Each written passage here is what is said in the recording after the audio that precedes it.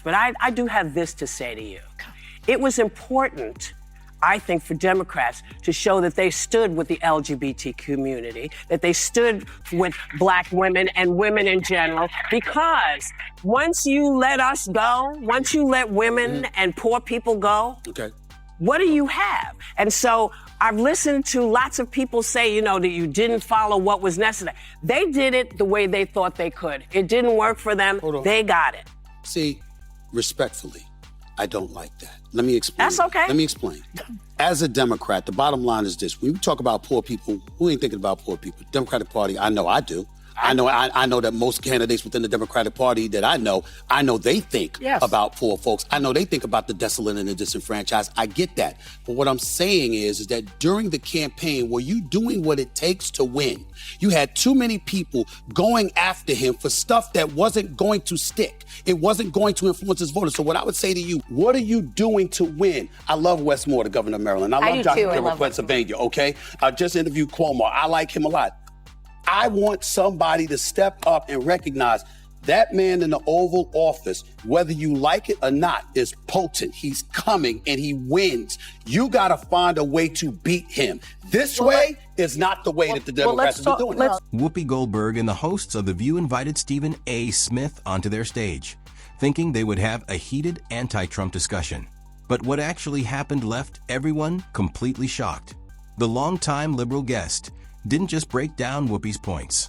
He even defended Trump with such sharp and clear arguments that the whole room was stunned.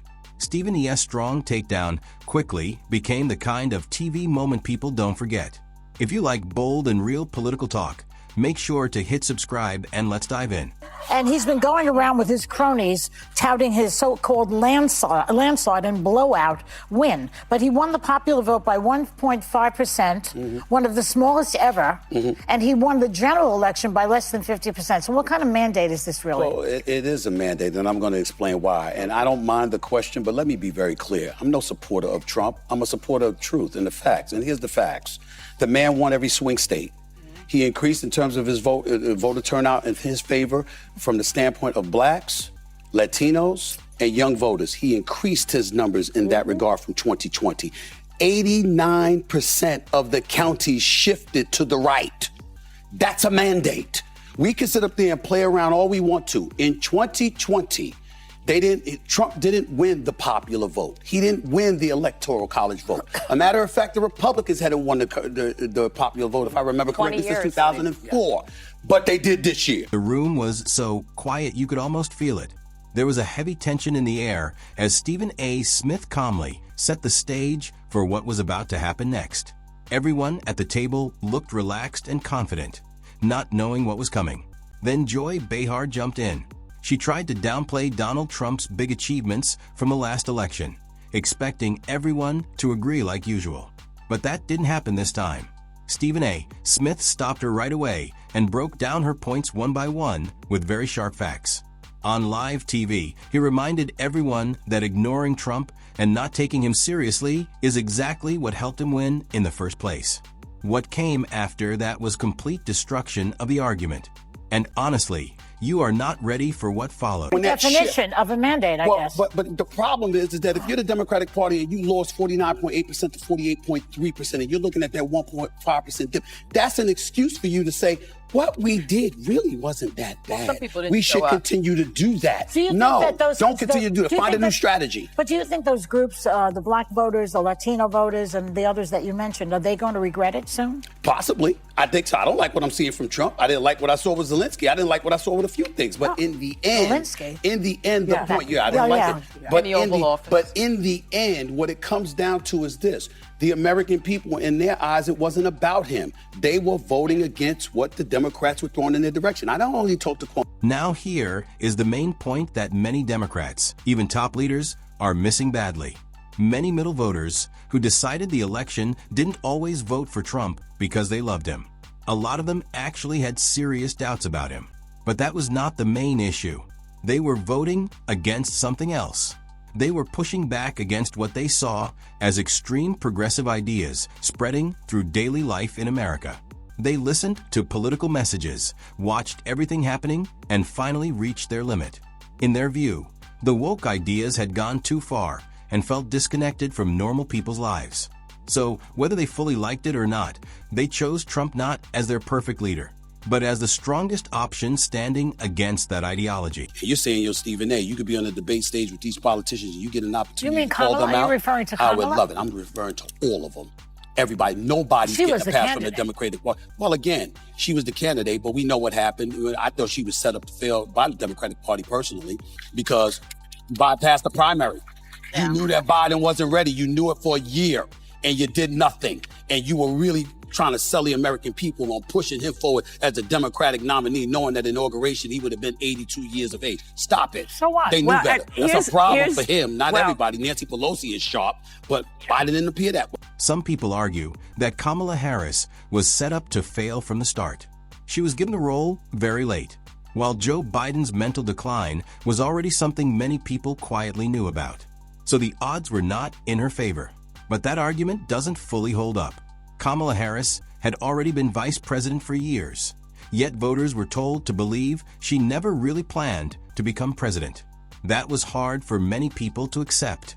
Also, she had access to a huge and powerful campaign team, with millions of dollars and top experts helping her. Still, she lost clearly. The biggest moment that hurt her came during an interview when she was asked what she would do differently from Biden. Her answer was shocking.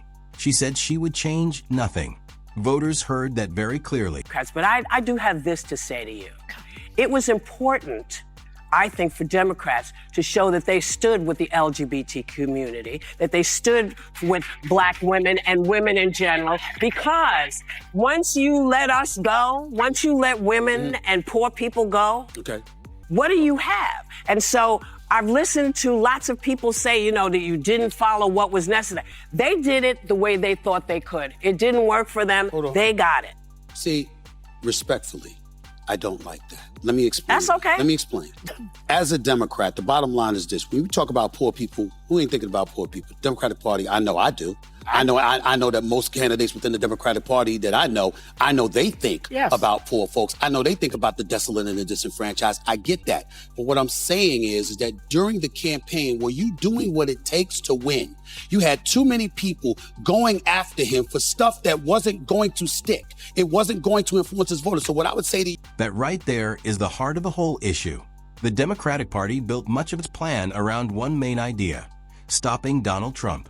They tried to make him look bad in every way possible, through news, speeches, and campaigns. For a while it worked. In 2020, that strategy helped them win. But 2024 was totally different.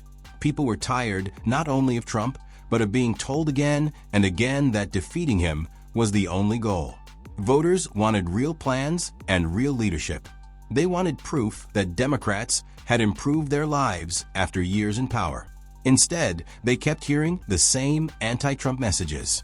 The party confused fighting Trump with actually leading the country, and voters gave them a very clear response. it wasn't going to influence his voters. So what I would say to you, Whoopi, and what I would say to anybody that doesn't want J.D. Vance or Marco Rubio or somebody like that to succeed him, focus on what's going to win. Yeah. That's where my sports background comes in. Tell me what's going to win. I don't want to hear, but I understand the LGBTQ community is important. I understand that the desolate and disenfranchised is somebody we should always be looking out for. I understand the economy. I understand immigration. I get all of that. But the point is, I'm trying to win, to make sure that I'm in office and you're not. What is it going to take? The Democrats did not do that last time. And Stephen A. is absolutely right about this. The American people had already made their concerns very clear before the 2024 election. The economy was making life hard for working families. Crime in many cities felt out of control. The southern border situation was also seen by many as chaotic. These were real daily problems, not just political talk. Trump, whether people liked him or not, came forward with clear ideas and strong messages that spoke directly to those worries. Meanwhile, Democrats focused heavily on lawsuits and legal battles against Trump instead of offering new solutions. While one side talked about fixing problems, the other side focused on court cases. Voters noticed this difference and reacted to it. Willingness to cross the aisle and show that you're willing to work with people to get stuff done so we don't have this chaos just because we disagree. Yep. I think that the Democrats try harder than the Republicans to do that. Well, really? Yeah. I don't know about that. Here's what we. Did you notice what Joy Behar tried to do there? She boldly suggested that Republicans were the ones shutting down conversations and not allowing debate. But the reality shown in the footage tells a very different story. Anyone watching carefully could see that clearly. Many times, Democrats have refused to even talk with Republicans, not because they had weak arguments, but simply because they disagreed. This doesn't really look like open debate or healthy discussion. It looks more like avoiding opposing views. Even more interesting, some Democrats have openly said they refuse to even say Donald Trump's name, as if ignoring him makes him disappear. Whoopi Goldberg herself has been part of that idea too. Yet these same voices often talk about free speech, openness, and democracy. That contradiction is hard to ignore. What are you doing to win? I love Wes Moore, the governor of Maryland. I love John Kerry of Pennsylvania, okay? I just interviewed Cuomo. I like him a lot. I want somebody to step up and recognize that man in the Oval Office, whether you like it or not, is potent. He's coming and he wins. You got to find a way to beat him. This way is not the way that the Democrats are doing it. Stephen A. Smith also points out another big issue inside the Democratic Party. Since Trump first entered politics in 2015, many Democrats have underestimated him again and again. They didn't expect his strong support, his hold on the Republican Party, or his ability to dominate political discussions. Like him or not, Trump has a level of influence in American politics that is very hard to match. Even when he is not running, his presence still shapes every major political conversation.